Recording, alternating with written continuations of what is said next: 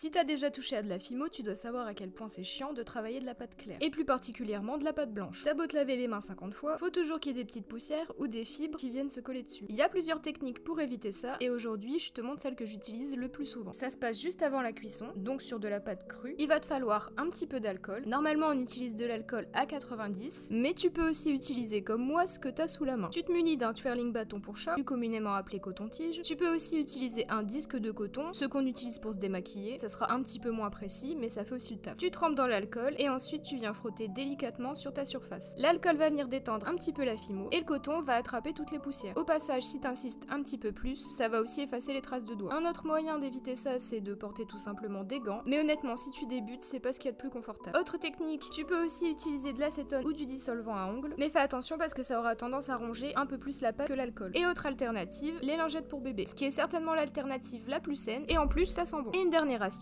tu peux tout simplement prendre, avant de commencer ta création, une petite boulette de pâte que tu vas venir frotter sur tes mains pour attraper toutes les poussières.